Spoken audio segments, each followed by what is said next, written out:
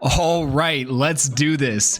Hey, what is up, guys? DRC3 here, back with another My Hero Ultra Impact video, and today we are going to be showcasing the new Fantasy Heroes Assemble Sue in Ultra Arena as well as VE Tower. This is a character that is actually great for both modes, and I really like her kit. I love her character art. She is just an overall phenomenal character. She is probably one of my top 3 fantasy characters. Like, that's how much I like the character, and I'm going to show you guys why here in a PvP match. But let me just say, I have done a PvP match where Sue alone has hit over 900,000 damage. That's actually a ridiculous amount. I don't know that we're going to hit that much here, but I can't wait to show you how good she is. We're going to be taking on a 500,000 battle power team like you see right here, and I only have 477,000 battle power, so I expect this to go very well. But before we hop in to this Ultra Arena Go, before we get into VE Tower, let's talk about her kit. My Sue is level 110. I was lucky enough to pull actually 2 extra copies off screen, so I'm able to get her to level 120. Her advanced leveling is all the way done. Her trust is up to level 18. Level 18 is where you get the final stat boost, which increases your crit, so her crit rate is 18 at a base rate. And so basically what I'm saying is she's as high as she can go for her advanced leveling and trust bonuses.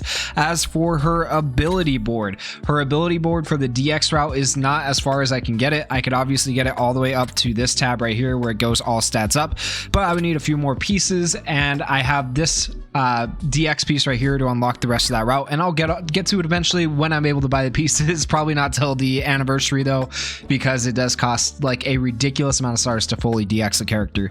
Her piece route is completely done, and her basic route is completely done. So why is this character so good? First off, her plus ultra shortens her action skill cooldown time. So her 4-turn cooldowns become 3-turn cooldowns, which is just ridiculous. And then also anytime she's hiding, she increases her own skill impact by 30% and her critical hit rate by 40% on her plus ultra. Like, that's just absolutely insane. So she's hitting massive amounts of damage with her plus ultra.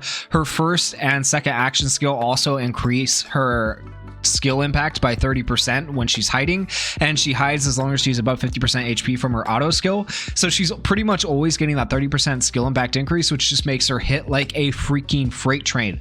Not to mention her first action skill is an attack all, which is amazing, and it also decreases the power of all opponents by 30% for 3 turns. So it also makes it so you don't get hit as hard either. Like, she's just absolutely ridiculous. She can't be targeted. The only way she can be hit basically if you're hiding behind Kirishima is if they have an attack all, but that's really hard to do. Like, she's just freaking ridiculous, guys.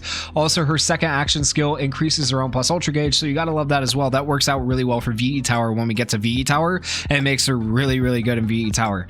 Her first auto skill, this is the one that gives her the ability to hide when her HP is 50% or higher, but in addition to that, it also increases her power by 15% when used in a successfully executed skill chain. So not only is she increasing skill impact from her action skill, she's increasing power from her auto skill up to 6 times, which is ridiculous. She also can prevent all allies from getting a status element one time when used in a third successfully executed skill chain up to 3 times. So you're not going to get hit by status elements in PvP if you're using this character on your team and you're using her in a third skill chain. It's actually freaking ridiculous. She's so... I can't stress enough how good this character actually is.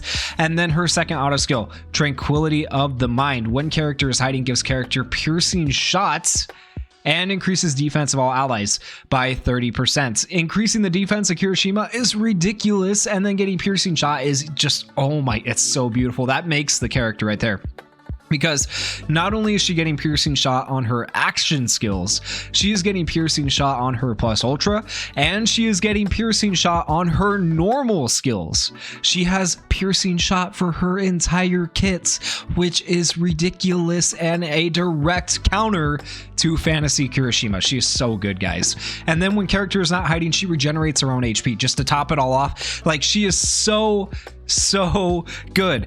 Like, a double technical hit on the first auto skill. She nullifies status elements. She increases power, increases crit rate. She lowers the power of the enemy team. She increases her own plus ultra gauge. She has low cooldowns. She is like, all of that is amazing for VE Tower. It's also very good for PvP. But let me show you what I mean. Because I talked too long, it said find a new match, whatever. So we're gonna take on deck here and see how it goes. 465,000 battle power. Let's just see what Sue can do against pretty much all fantasy characters in the main slot. We do have a green Hawks in the last slot, but whatever. Let's do it and see how we do. All right, as we get into this, I'm gonna be using heroic blow first, then I'm gonna be using stereo speakers, and then I'm gonna use Froppy Swing. Normally, if there's a Jiro on the team, you want to wait to use Froppy Swing because this does decrease the power of all opponents, but Jiro will nullify that. But since there's no Jiro here, we are free to use Froppy Swing first, and we want to use it third in the skill chain so that we can nullify status elements next turn with Kirishima if we need to nullify Aizawa's attack. This works really well, this team, because Jiro nullifies for turn 1 and then Sue nullifies for the rest of battle, so you just don't get affected by status elements very often, if at all. We are slower, but that's not going to matter.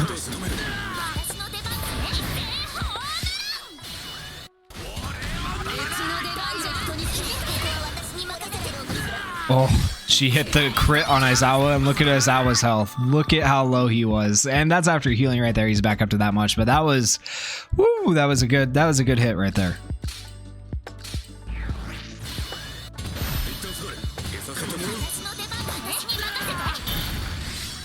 We did get skill sealed.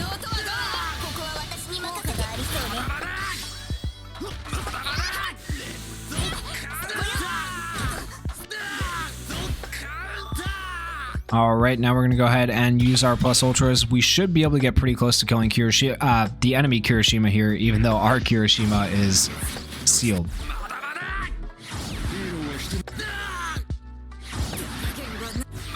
There's a confuse. And we accidentally went after Aizawa there instead of Kirishima. I guess I should have done some targeting. So learn from my mistakes, but we should still be fine. We should still do a decent amount of damage here. And Aizawa should die from the attack all, and as you can see, he did. Kirishima's getting pretty low himself. We should be able to kill Kirishima here, hopefully. Oh, actually, no, we're not going to be able to because I'm dumb and I didn't think about... just don't do what I do, guys. Don't be dumb. There it is, the dodge that Ida drew our aggro, but it's alright. We might still be able to... Yeah, we're still able to kill Kirishima there. Froppy would have definitely killed him because Froppy has the piercing shot, obviously, but that's alright. It is what it is. We'll go ahead and use that one skill and then our 2 plus ultras here.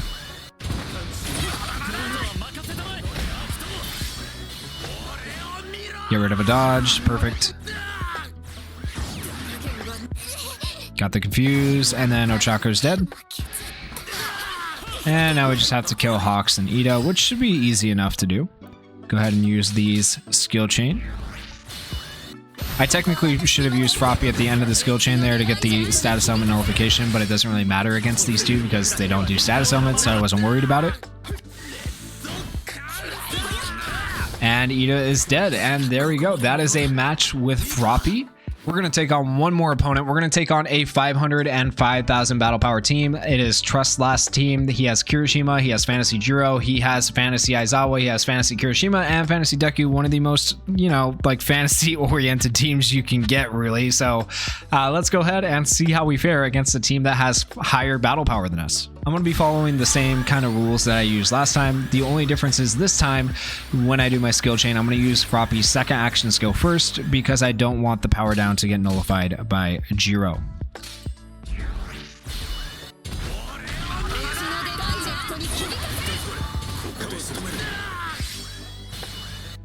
I'm so glad Jiro nullifies status elements turn 1, otherwise it would be a rough turn 1 for anyone that had lower speed than the opponent. Alright, so we got that, and we should have status element nullification on Kirishima. If we take a peek here, you can see status element nullification for turn 2. Now that does not stop Aizawa's seal, which is what happened in the last match, so just keep that in mind, but it should stop the confuse from happening if Jiro tries to confuse Kirishima.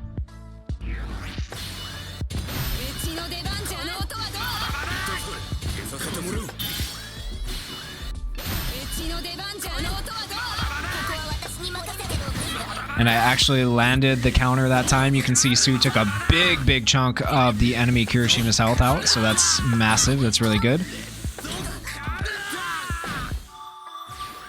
And now we'll go ahead and use all of our plus ultras.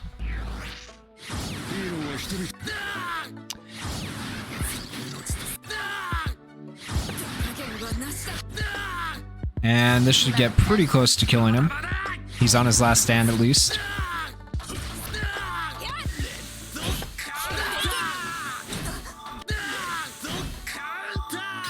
And we hopefully should be able to kill him right here. And then we'll be able to start targeting the other characters.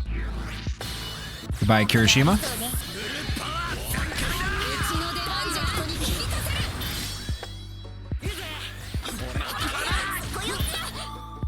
Now you do have to be careful with Kaminari because the way Kaminari works, if he gets to his plus ultra turn, he can basically wipe one of your characters unless Kirishima has his counter up, and then you might be okay because he'll have his last stand.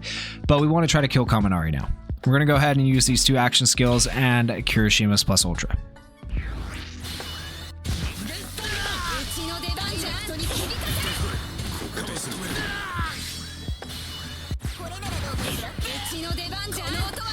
$55,000 damage on Kaminari there in the middle. Like, that was an insane amount of damage from Su. So Su's still carrying, you know, as you can see. We'll go ahead and we'll use the counter on Kirishima to draw aggro, and then we'll use our 2 plus ultras. Oh, never mind. We're not going to be able to draw aggro because we got sealed, but that's fine. And Deku's dead from one hit from Su. And there we go. Oh my goodness. Su is just so good. Like, absolutely ridiculous in PvP. Oh my goodness. We'll have to take a look at how much damage she did. Hold on. If you see there, Su did 427,000 damage. That is absolutely nuts. Su is very, very good in Ultra Arena.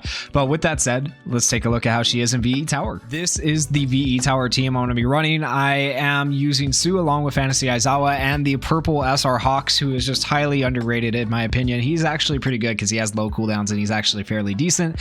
But all of these characters have really decent cooldowns, and this is a perfect 6-turn clear first floor VE Tower team for the current plus ultra stage VE Tower on double S difficulty that is going on. And Su is just absolutely ridiculous. This is pre-recorded because, as you can see right here, her level is only 90. So what I'm going to do here is I'm going to go for the bind with Aizawa because it also increases his plus ultra gauge, and then I'm going to go for the plus ultra up with both Hawks and Su as well. So we got the bind. And then Su does her, you know, ridiculous piercing damage. That is one thing you have to be careful about in VE Tower, is the piercing damage, because sometimes you can end up doing too much damage with Su. But it is nice having a character that does piercing damage to get around, you know, certain like effects that increase defense and stuff like that in VE Tower. Now we'll do all 3 plus ultras. 30,000 from Aizawa, 52,000 from Su, and she hits big numbers in this, guys. 36,000 from Hawks. Like, she can do way too much damage, so you do have to be careful. As you can see, already down to 136,000 health, but the low cooldowns are amazing because we're able to get these extra action skills in right here, which is nice. And now we're on turn 5, and we need to do this in 6 turns. We'll use all 3 of these. We're using Su's in a 3rd successfully executed skill chain so that we can nullify Meat Lump if he were to attack us. We didn't really have to worry about him attacking us because we had Aizawa on the team, but that's just another reason Su's good for VE Tower. If you get annoyed by the Meat Lump, or you're playing the 3rd stage and you get annoyed by Bakugo's fire, like, Su can nullify that, and it's actually really OP and really good. And there we go. Su killed him. And we were able to get a perfect 6-turn clear. We got all 20 crits. We got all 5 status elements. We got all 10 technical hits because Su has ridiculous technical hits. We got 7 status elements out of, not just 5. We got 7 status elements. Like, the technical hits that Su does are absolutely insane though, and a 6-turn clear. Overall, one of my new favorite fantasy characters, but let me know what you guys think down in the comments below. Do you like her more for PvP, PvE? How you guys feeling? Anyways, guys, that's it. Thank you for watching. Peace.